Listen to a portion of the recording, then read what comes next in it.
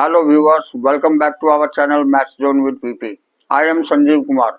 Today I want to provide you quick revision notes of chemistry chapter 2, that is structure of atom of class 11th class की आज मैं आपको quick revision note chapter 2 की जो structure of atom है उसकी जानकारी देता हूँ। तो आइए स्टार्ट होते हैं अब। तो आइए आज हम क्विक रिवीजन नोट्स चैप्टर 2 जो स्ट्रक्चर ऑफ एटम है उसकी जानकारी लेते हैं। तो इस चैप्टर के अंतर्गत some important points and term of chapters हम इलस्ट्रेट करते हैं। पहला पॉइंट इसमें है the word atom has been derived from Greek word एटोमियो, तो विच मीन्स अनक्यूटेबल और non divisible. That means atom एक ऐसा पार्टिकल है जो कि आगे डिवाइड नहीं हो सकती है, further that does not divided further. तो आइए अब हम सेकंड पॉइंट देखते हैं। J Thomson in 1898 proposed that an atom possesses a spherical shape, radius approximately 10 to 10 meter, in which the positive charge is uniformly distributed। यानी J Thomson ने ये जानकारी दी थी कि 1898 में उन्होंने एटम जो पोजेस होती है वो एक स्फेरिकल शेप की होती है जिसकी रेडियस 10 to 10 म्यू मीटर होनी चाहिए, म्यू मीटर में होती है, in which the positive charge is uniformly distributed, जिसमें पॉजिटिव चार्ज यूनिफॉर्मली डिस्ट्रीब्यूटेड होती है। The electrons are embedded into it in such a manner as to give the most stable electrostatic arrangement. यानी electrons इसमें इस तरह से embedded होती है जो कि इसमें एक स्टेबल इलेक्ट्रोस्टैटिक अरेंजमेंट शो करती है, जो कि आपको एनसीईआरटी की पेज नंबर 5 में दिए हुए। Many different names are given to the model, for example plum pudding, raisin pudding और वाटरमेलन। जैसे एग्जांपल में आप प्लम पुडिंग कह सकते हैं, रेजिन पुडिंग कह सकते हैं और वाटरमेलन कह सकते हैं। Next point Rutherford's nuclear model of atom में आते हैं। पहला पॉइंट इसमें है most of the space in the atom is empty as most of the a particle pass through a particle, that is alpha particle, pass through the foil undeflected। इसमें बहुत सारी spaces atom के अंतर्गत खाली होती है जिसमें से अल्फा पार्टिकल इजिली पास हो जाती है विदाउट एनी डिफ्लेक्शन की। दूसरा है a few positive charge alpha particle were deflected, कुछ पॉजिटिव चार्ज अल्फा पार्टिकल की डिफ्लेक्टेड हो जाती है। The deflection must be due to enormous repulsive force showing that the positive charge of the atom is not spread throughout the atom as Thomson has presumed। तो इसमें Rutherford साहब ये कहना चाहते हैं कि कुछ इसमें से अल्फा पार्टिकल्स जो है डिफ्लेक्टेड हो जाती है जिसमें कि ये रिपल्सिव फोर्स के कारण होती है जो कि पॉजिटिव चार्ज की रिपल्सन के कारण होती है एटम में, जैसा कि थॉमसन साहब ने इसे प्रिज्यूम नहीं किया था। The positive charge has to be concentrated in a very small volume, positive charge concentrated होती है बहुत ही स्मॉल वॉल्यूम में, that repels the deflected and positively charged a particle, जो रिपेल करती है इसकी डिफ्लेक्शन में रिपेल करती है डिफ्लेक्टेड द पॉजिटिव चार्ज को डिफ्लेक्टेड करती है अल्फा पार्टिकल। थर्ड पॉइंट हम देखते हैं calculation by Rutherford shows that the volume occupied by the nucleus is negligibly small as compared to the total volume of the atom। Rutherford साहब ये calculate किए कि वॉल्यूम जो एटम की होती है वो उसके अंतर्गत न्यूक्लियस की वॉल्यूम नेग्लिजिबल होती है टोटल वॉल्यूम ऑफ एटम की। The radius of atom is 10 to the power minus 10 metre, ये रेडियस एटम की 10 to the power minus 10 metre होती है, while that of the nucleus is 10 to the power minus 15 metre, जबकि nucleus की radius about 10 to the power minus 15 metre होती है। On the basis of above observation, the conclusion Rutherford proposed that nuclear model of atom after the discovery of proton, according to this model, first positively charged and most of the mass of the atom was densely concentrated in extremely small region। तो इस आधार पर, इस observation के आधार पर Rutherford साहब ने ये कंक्लूड किया कि डिस्कवरी एटम में प्रोटॉन की होने के बाद इस मॉडल के अनुसार पॉजिटिवली चार्ज जो होती है वो उसके मास, एटम की मास में डेंसली कंसंट्रेटेड होती है बहुत ही स्मॉल रीजन में। तो this very small portion of the atom was called nucleus bye Rutherford. और यही सबसे छोटी स्मॉल पोर्शन जो एटम की होती है उसको रदरफोर्ड साहब ने न्यूक्लियस बताया। सेकंड पॉइंट इसके अंतर्गत, the nucleus is surrounded by the electrons, यानी न्यूक्लियस इसमें इलेक्ट्रॉन्स के द्वारा सराउंडेड होती है। That moves around the nucleus, जो न्यूक्लियस के अराउंड मूव करती है with a very high speed in circular paths called orbit, जो बहुत ही हाई स्पीड से मूव करती है सर्कुलर पाथ में, जिसे ऑर्बिट कहा जाता है। Thus Rutherford's model of atom resembles the solar system in which the nucleus plays the role of sun and the electron that is revolving planet। तो इसको हम इस तरह से भी जान सकते हैं। जैसे सोलर सिस्टम में न्यूक्लियस जो है सन के रूप में होता है, इलेक्ट्रॉन्स इसमें प्लैनेट्स के रूप में होता है जो सन के चारों ओर मूव करती है। लाइक दैट न्यूक्लियस के चारों ओर इलेक्ट्रॉन मूव करती है। थर्ड पॉइंट है, electrons and nucleus are held together by electrostatic force of attraction. Electrons और न्यूक्लियस एक दूसरे से जुड़े होते हैं इलेक्ट्रोस्टैटिक फोर्स ऑफ अट्रैक्शन से। The number of proton present in the nucleus is equal to atomic number. Number of proton जो present होती है न्यूक्लियस में उसे हम एटॉमिक नंबर बोलते हैं, जिसे Z से रिप्रेजेंट करते हैं। The nucleus is equal to atomic number. That is, atomic number is equal to number of proton in the nucleus of the atom is equal to number of electron in neutral atom। यानी number of proton ये number of electron के बराबर होती है, जो कि number of atomic number के बराबर। Protons and neutrons present in the nucleus are collectively known as nucleon. Protons और न्यूट्रॉन्स जो न्यूक्लियस के अंतर्गत पाए जाते हैं उसे हम न्यूक्लियंस बोलते हैं। The total number of nucleons is termed as mass number। और जितने भी टोटल नंबर ऑफ न्यूक्लियंस होते हैं उसे हम मास नंबर बोलते हैं। तो ऑफ द एटम, किसी एटम का, अब मास नंबर को A से रिप्रेजेंट करते हैं, तो mass number A is equal to number of protons plus number of neutrons. तो यानी मास नंबर होती है नंबर ऑफ प्रोटॉन और नंबर ऑफ न्यूट्रॉन की सम। अब हम नेक्स्ट पॉइंट देखते हैं, आइसोबार्स। तो isobars are atom with same mass number but different atomic number. For example C614 है and nitrogen 714। That means isobars हम उस एटम को कहते हैं जिसकी मास नंबर सेम होती है बट एटॉमिक नंबर डिफरेंट होती है। जैसे यहाँ दो एग्जांपल लिया हुआ है। On the other hand, atoms with identical atomic number but different atomic mass number are known as isotope. जबकि दूसरी तरह से हम ये कह सकते हैं, जस्ट इसका रिवर्स हो जाता है। जब एटॉमिक नंबर सेम होती है और एटॉमिक मास सेम होती है। On the other hand, atom with identical atomic number, यानी एटॉमिक नंबर आइडेंटिकल होती है, अलग अलग होती है, but different atomic mass number, लेकिन मास नंबर अलग अलग होते हैं, तो इसे हम आइसोटोप्स बोलते हैं।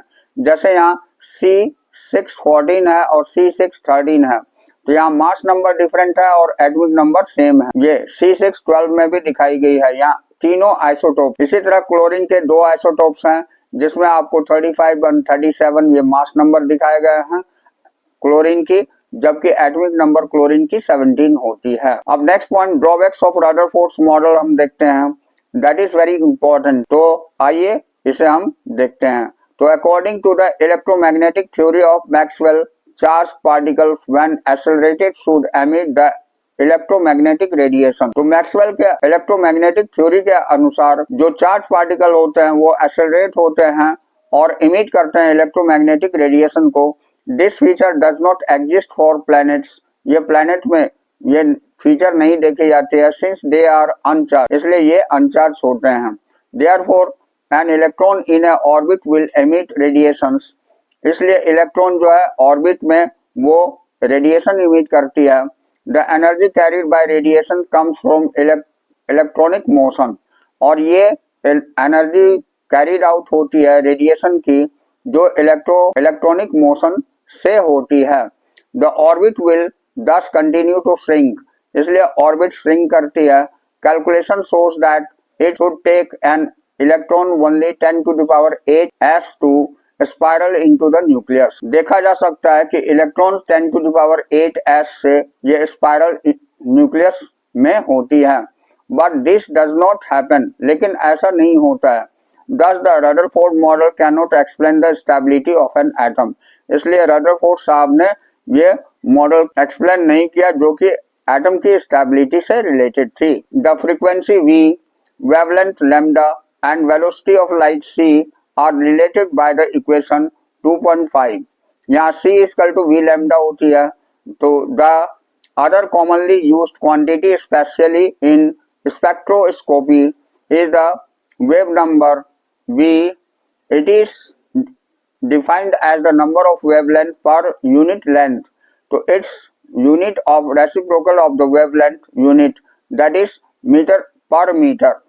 ये वेवलेंथ रेसिप्रोकल होती है, ये यूनिट वेवलेंथ की जो पर मीटर के अनुसार से रिप्रेजेंट होती है. अब next point, H. Hertz perform a very interesting experiment in which electrons and electronic currents were ejected when certain metals, for example potassium, rubidium and caesium etc. were exposed to the beam of light. The phenomenon is called photoelectric effect. For photoelectric effect, Hv is equal to Hv naught 0 plus half mv square. यहाँ Hv is equal to Hv 0 plus half mv square हो जाती है. ये photoelectric effect कहलाती है. अब हम आते हैं प्लैंक्स क्वांटम थ्योरी. तो इसमें दिया हुआ है कि the energy is radiated and absorbed by the body not continuously but discontinuously in the form of small packets. यानी कि जो एनर्जी रेडिएट होती है या एब्जॉर्ब होती है किसी भी बॉडी के द्वारा, वो कंटिन्यूअसली और डिसकंटिन्यूअसली स्मॉल पैकेट्स के रूप में होती है. अब each packet is called quantum और हर पैकेट क्वांटम कहलाती है. In case the light and quantum is known as photon. Case के लाइट के केस में ये क्वांटम को फोटोन बोलते हैं. The energy of quantum is directly proportional to the frequency. इसमें एनर्जी जो है क्वांटम की ये डायरेक्टली प्रोपोर्शनल फ्रीक्वेंसी की होती है ऑफ द रेडिएशन का. That is E varies VE is equal to HV where H is the Planck's constant. जहां H प्लैंक्स कांस्टेंट होती है और इसकी वैल्यू होती है 6.625 into 10 to the power minus 34 joules second. अगला पॉइंट देखते हैं. The spectrum of radiation emitted by the substance that has absorbed energy is called the emission spectrum. जो स्पेक्ट्रम रेडिएशन इमिट करती है किसी भी सब्सटेंस के द्वारा, वो एब्जॉर्ब एनर्जी को करती है, इसे हम एमिशन स्पेक्ट्रम कहते हैं. Atoms, molecules and ions that have absorbed radiations are said to be excited. जो एटम, मॉलिक्यूल और आयन जो रेडिएशन एब्जॉर्ब करती है उसे हम एक्साइटेड बोलते हैं. To produce the emission spectrum, energy is supplied to a sample and heating it और irradiating it, and wavelength of frequency of the radiation emitted as the sample gives up the absorbed energy is recorded. और इसमें जो sample जो दिए गए होते हैं absorbed energy की, वो रिकॉर्डेड करी जाती है. तो इस तरह हमने एमिशन स्पेक्ट्रम भी देखा. एब्जॉर्प्शन स्पेक्ट्रम देखते हैं. तो an absorption spectrum is like the photographic negative of an emission spectrum. A continue of radiations is passed through the sample which absorbs radiation of certain wavelength. तो absorption spectrum photographic negative के रूप में ही होती है, वो भी emission spectrum की करती है. और ये कंटिन्यू रेडिएशन की होती है जो पास थ्रू सैंपल्स से होती है. विच एब्जॉर्ब रेडिएशन, जो एब्जॉर्ब रेडिएशन को करती है इन सर्टेन वेवलेंथ्स, एक निश्चित वेवलेंथ्स में. अब लाइन स्पेक्ट्रम ऑफ हाइड्रोजन देखते हैं. तो लाइन स्पेक्ट्रम ऑफ हाइड्रोजन में when electron discharge is pass through the gaseous hydrogen, the S2 molecules dissociate the energetically excited hydrogen atom, emit electromagnetic radiations of discrete frequencies. The hydrogen spectrum consists of several series of lines named after their discoverer. Hydrogen spectrum जो है ये line of series को explain करती है जो कि इनके inventor से, डिस्कवरर के नाम से जानी जाती है. जैसे लेमन में N1 होती है और N2 2-3 होती है, ये अल्ट्रावायलेट होती है. बाल्मर ये सेकंड होती है, या 3-4 होती है, ये विजिबल होती है. और पार्सन ये 3-3 होती है जो 4-5 को करती है, ये इंफ्रारेड होती है। बैकेट ये 4 और 5 6 होती है, ये इंफ्रारेड होती है N2 में। और पी फंड ये 5 होती है जो 6 7 को करती है, ये भी इंफ्रारेड होती है। तो इस तरह से सीरीज बनती है। The Swiss spectroscopist Johann Rydberg, जो स्वीडिश स्पेक्ट्रोस्कोपिस्ट थे वो जोहान्स रेडबर्ग, ये noted that all series of line in the hydrogen spectrum, that is V is equal to 109.677 into 1 upon N1 की स्क्वायर माइनस 1 upon N2 की square होती है, ये पर सेंटीमीटर। तो could be discovered by the following expression, इस expression से discover करी जाती है। अब हम अगला point Bohr's model of hydrogen atom देखते हैं। तो इसमें पहला पॉइंट है the electrons in the hydrogen atom can move around the nucleus in a circular path is of fixed radius and energy. Electron जो हाइड्रोजन एटम की होती है वो मूव करती है न्यूक्लियस के चारों ओर एक सर्कुलर पाथ में जो फिक्स रेडियस और एनर्जी की होती है।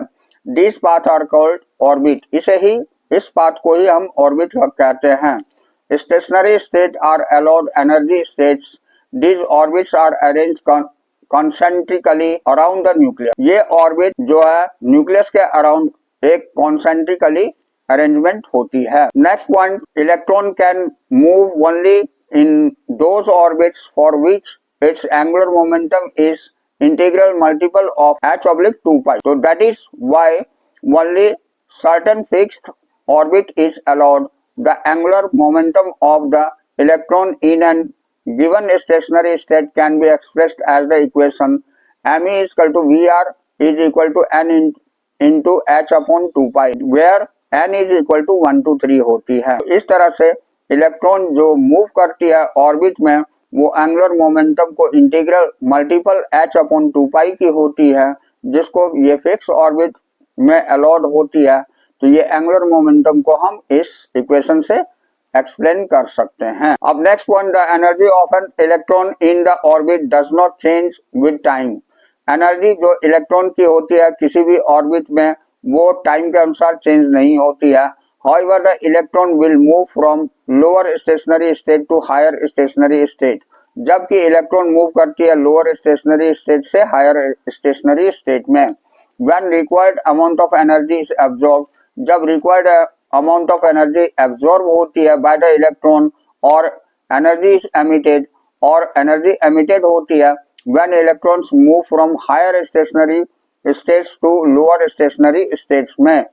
तो the energy change does not takes place in a continuous manner, और ये एनर्जी चेंज कंटिन्यूअस मैनर में नहीं होती है। अब नेक्स्ट पॉइंट हम देखते हैं, the frequency of radiation absorb और emitted when transition occurs between two stationary states that differ in energy by delta E is given by, तो V is equal to delta E upon H that is equal to E2 minus E1 upon H। इस तरह से हम delta E को represent करते हैं जो differ of energy को एक्सप्लेन करती है। अब अगला point, bourse theory can be applied to the ion containing only one electron similar to the present in hydrogen atom, for example helium plus lithium plus और beryllium plus and so on. तो इस तरह helium, lithium और beryllium में हम देख सकते हैं जो कि प्लस और 2 प्लस और 3 प्लस दिखाई गई है। अब the energy of the stationary states associated with these kinds of ions, ये एनर्जी स्टेशनरी स्टेट्स में इस तरह से दिखाई जा रही है, also known as hydrogen like species, जो कि हाइड्रोजन लाइक स्पीसीज कहलाती है, are given by En equal to -2.18 into 10⁻⁻18 Z की स्क्वायर अपॉन एन की स्क्वायर, ये joule, and radii by the expression, और रेडियाई हम इस तरह दिखा सकते हैं Rn is equal to 52.9 n square upon Z pm पर मीटर, इस एक्सप्रेशन से एक्सप्लेन कर सकते हैं। अब हम लिमिटेशंस ऑफ बोर मॉडल देखते हैं। तो it falls the account of the finer details यानी duplet that is two closely spaced line of the hydrogen atom spectrum observed by using sophisticated spectroscopic techniques. This model is also unable to explain the spectrum of atom other than hydrogen.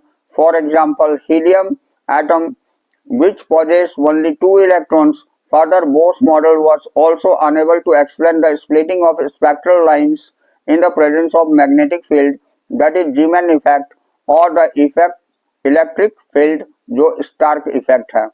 कहने का मतलब हो गया कि bore साहब ने जो Zeeman effect और स्टार्क इफेक्ट को जो बाद में प्रपोज किया गया उसको शो नहीं करती है। इस तरह ये बोर मॉडल की लिमिटेशंस कहलाती है। अब नेक्स्ट पॉइंट हम ड्यूअल बिहेवियर ऑफ मैटर देखते हैं। The French physicist de Broglie in 1924 proposed that matter-like radiation should also exhibit dual behavior, that is both particle and wave-like properties. यानी जो electron जो होती है वो इसमें एनर्जी रेडिएशन ये ड्यूअल बिहेवियर को रिप्रेजेंट करती है जो कि पार्टिकल और वेवलेंथ लाइक प्रॉपर्टीज से होती है। Next point The de Broglie relations. De Broglie relation states the wavelength associated with the moving objects or the electron is inversely proportional to the momentum of the particle. तो de Broglie relations हमें wavelength को show करती है moving object की या electrons की जो inversely proportional होती है मोमेंटम की किसी भी पार्टिकल की। तो यहाँ lambda is equal to h upon m b होती है, that is equal to h upon p, where p is the momentum of particle, that is equal to m b होती है। अब next point Heisenberg uncertainty principle देखते हैं। तो it is not possible to determine the position and the velocity simultaneously for the subatomic particles like electrons at any given instant to the arbitrary degree of precision. Consequently, it is not possible to talk of path of electrons in which it moves. If delta x is uncertainty in the position and delta p is the uncertainty in moment, then so delta x into delta p is greater than and equal to h upon 4 pi हो जाती है। तो ये हेसेनबर्ग uncertainty principal show करती है। अब हम orbital में आते हैं। तो इट इज द रीजन और space where the maximum probability of getting electron. Orbital जो होती है ये एक ऐसा रीजन या क्षेत्र होती है जहां पर मैक्सिमम प्रोबेबिलिटी गेटिंग इलेक्ट्रॉन्स की होती है, उसे हम ऑर्बिटल्स बोलते हैं। क्वांटम नंबर्स, तो they are used to get complete information about electrons. ये यूज करी जाती है कंप्लीट इंफॉर्मेशन लेने के लिए इलेक्ट्रॉन्स की, that is location, energy, spin etcetera, जिसमें इलेक्ट्रॉन्स की लोकेशन होती है, एनर्जी होती है और स्पिन होती है, किस तरह की स्पिन हो रही है ये सारी क्वांटम नंबर एक्सप्रेस करती है। तो this quantum number also help the designate the electron present in an orbital. ये क्वांटम नंबर ये मदद करती है डेसिग्नेट करने के लिए इलेक्ट्रॉन जो कि प्रेजेंट होती है ऑर्बिटल में। अब next point principal quantum number है। तो it specifies the location of energy of an electron, it is the measure of the effective volume of the electron cloud, it is denoted by n and its possible value are 1 2 3 4। तो principal quantum number हमें specify करती है location energy की, electron के energy की location specify करती है जो कि मेजर होती है effective volume of electron cloud के द्वारा। ये एन के द्वारा स्मॉल एन से रिप्रेजेंटेड होती है जो कि पॉसिबल वैल्यू जिसकी 1 2 3 4 होती है। अब next point angular momentum quantum number जिसको बोलते हैं, it is called azimuthal quantum number, जिसे हम एजीमुथल क्वांटम नंबर भी बोलते हैं। It determines the shape of the orbital, ये शेप ऑफ ऑर्बिटल को डिटरमाइन करने के लिए होती है। It is denoted by l, जिसको एल से रिप्रेजेंट करते हैं। The permitted value of l is equal to 0 1 2 etcetera, इसकी एल की वैल्यू 0 1 2 होती है upon n - 1 for the given value n and l is equal to 0 or n - 1. For example, if value of n is 4, तो l can be value of 0 1 2 3 4. It determines angular momentum, जो angular momentum को determine करती है। तो MBR is equal to under root L into L plus 1 और into h upon 2 pi होती है। Magnetic quantum number है तो it is denoted by m, जिसे स्मॉल m से रिप्रेजेंट करते हैं and the value depends upon the value of l, ये l की वैल्यू पर डिपेंड करती है। Since magnetism is due to the angular momentum, क्योंकि मैग्नेटिज्म जो होती है वो एंगुलर मोमेंटम के कारण होती है। तो it determines the magnetic orientations of the orbital, ये डिटरमाइन करती है मैग्नेटिक ओरिएंटेशन किसी भी ऑर्बिटल की। That is the direction on the orbital relative to magnetic field in which it is placed, यानी ये डायरेक्शन ऑफ ऑर्बिटल से संबंधित होती है और ये मैग्नेटिक फील्ड को शो करती है जहाँ ये रखी गई है या जहाँ पाई जाती है।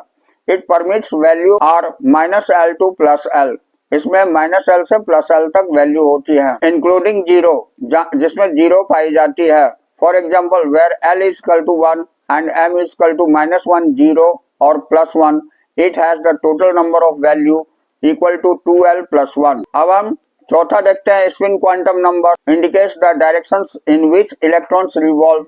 Spin is magnetic property and also quantized, जिसे स्पिन में मैग्नेटिक प्रॉपर्टी पाई जाती है, जिसे क्वांटाइज किया जाता है। It has two permitted value, इसमें दो परमिटेड वैल्यू होती है, +½ और -½ the spin angular momentum of an electron is constant, ये कांस्टेंट होती है and can not be changed, ये चेंज नहीं हो सकती है। अब नेक्स्ट पॉइंट N+L रूल, जो N+L रूल कहलाती है। तो the relative order of energy of various sub shells in the multi electron atom can be predicted by the help of N+L rule, also called Bohr Bury rule, जिसे Bohr Bury rule भी कहते हैं। According to this rule sub shells with lower value of N+1 has lower energy, इसमें lower energy होती है।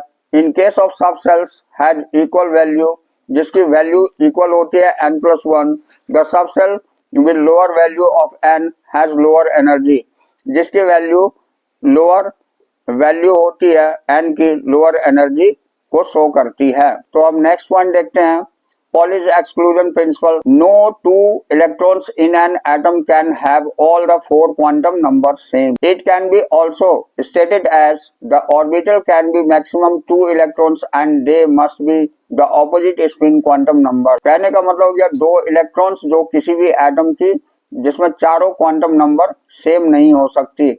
It can also be state, इसको इस तरह से भी स्टेट कर सकते हैं, the orbital can have maximum 2 electrons, ऐसे ऑर्बिटल जिसमें मैक्सिमम 2 इलेक्ट्रॉन्स होते हैं, and they must be opposite spin, उसके ऑपोजिट स्पिन हो सकते हैं क्वांटम नंबर। अब अगला पॉइंट हम अबाउस प्रिंसिपल देखते हैं। तो अबाउस प्रिंसिपल हमें बताती है electrons are filled in the various orbitals in the increasing order of their energy, यानी एनर्जीज के आधार पर ये इंक्रीजिंग ऑर्डर में फील्ड होती है electrons. That is orbital having lower energy will be field first and the orbital having highest energy will be field last, यानी highest energy वाली में लास्ट में इलेक्ट्रॉन्स फील होती है, जबकि लोअर एनर्जी वाले में पहले फील होती है electrons. Increasing energy of atomic orbitals for multi electron atoms, that is 1s, then 2s, 2p, 3s, 3p, 4s, 3d, 4p, 5s, 4d, 5p, 6s, 4f, 5d, 6p, 7s, in this way। Hund's rule देखते हैं। तो Hund's rule of maximum multiplicity, no electron pairing takes place in p, d and f orbitals until each orbital in the given subshells contains one electron, that is जैसे nitrogen में 7 has electrons, electronic configuration 1s2, 2s2, 2px1 and 2py1 and 2pz1 according to Hund's rule, and not 1s2, 2s2, 2px2 and 2py1, इस तरह से नहीं होती। तो इस तरह इलेक्ट्रॉनिक कॉन्फ़िगरेशन हुंस रूल में मैक्सिमम मल्टीप्लिसिटी शो करती है। अब the valence electron configuration of Cr and Cu, तो इसमें हम वैलेंस इलेक्ट्रॉनिक कॉन्फ़िगरेशन और Cu की देखते हैं। Therefore 3d5 and 4s1 and 3d10 and 4s1 respectively, and not 3d4, 4s2 and 3d9, 4s2, इस तरह से नहीं होती है। तो it has been found that there is the extra stability, इसमें कुछ एक्स्ट्रा स्टेबिलिटी होती है। तो stability of completing filled the half filled subshells, इसमें हाफ फील्ड सब सेल्स के आधार पर होती है। एसोसिएटेड दिस इलेक्ट्रॉनिक कॉन्फ़िगरेशन, इसमें ये इलेक्ट्रॉनिक कॉन्फ़िगरेशन पाई जाती है। अब नेक्स्ट 3 ऑर्बिटल ऑफ 2p सब सेल्स, ये 2p सब सेल्स में 3 ऑर्बिटल्स पाई जाती है, 2px, 2py and 2pz orbital, जो जैसा कि हमें फिगर में दिखाई गई। ये px ऑर्बिटल की अरेंजमेंट है, ये py ऑर्बिटल की अरेंजमेंट है और ये pz ऑर्बिटल की अरेंजमेंट है। तो 5 ऑर्बिटल ऑफ 3d सब सेल्स की अरेंजमेंट आपको नीचे दिखाई गई है। ये 3dz 2z है और ये 3D x स्क्वायर से y स्क्वायर और ये 3D xy की है और 3D xz की ये अरेंजमेंट और 3D yz की ये अरेंजमेंट। तो इस तरह यहाँ चैप्टर हमारी फिनिश होती है। तो that's all for today, we will meet again on the next class.